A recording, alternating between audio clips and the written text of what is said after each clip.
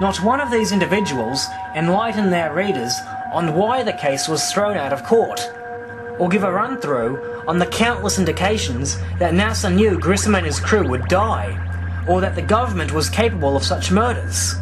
For everything else, they simply distort the evidence, misquote their own scientists, and automatically praise any excuse, no matter how spurious.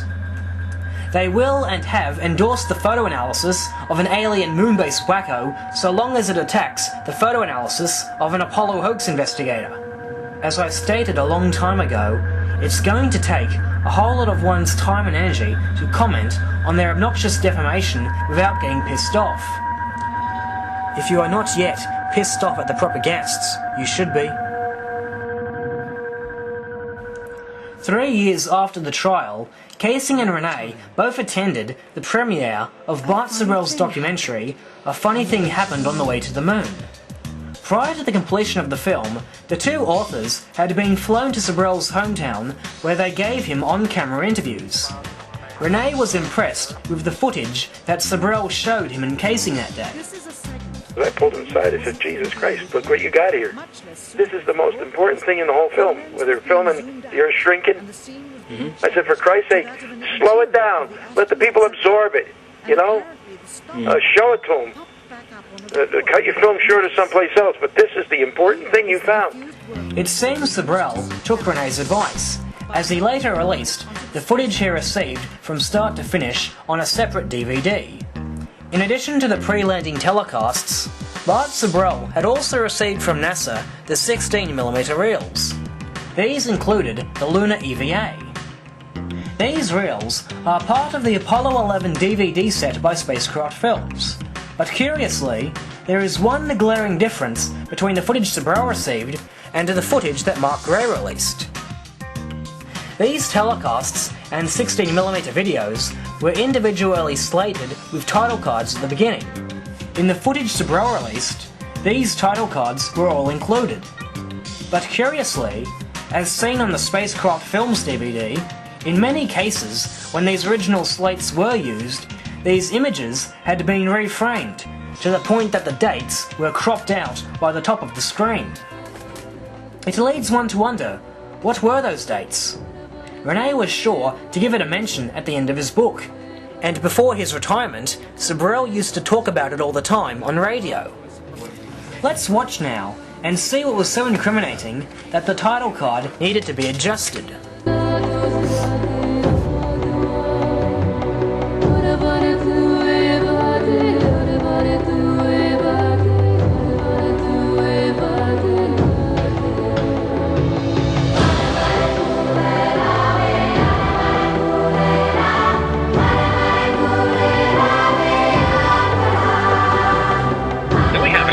Walking on the moon with the original slate in front of it. The slate has the date on it. It's dated 5 days before they left. So we have a shot of them walking on the moon, dated 5 days before they left by NASA. It's like, well, could they have gotten the date wrong? Gee, I think NASA knows what day of the week it is and what time of day it is. They kind of, put it on everything. Yeah. I don't think they'd make a mistake like that.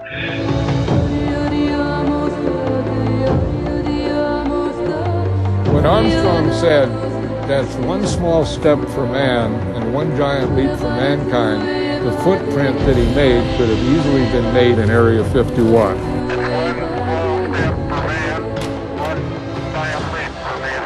What are you doing? You're faking it! There's lights in the camera, Aya! Stop faking it! Stop it! It's meant to be real! Look, everybody! They're filming it! They're filming the whole thing!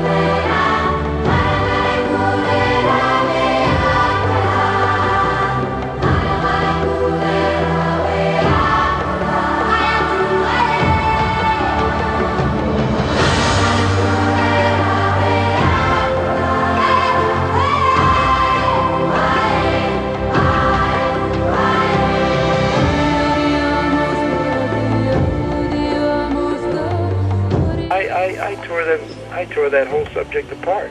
As far as I'm convinced, ain't nobody showed me one reason where I'm wrong. From the statements of the astronauts themselves, did they ever go into that? Well, Statements of their own scientists?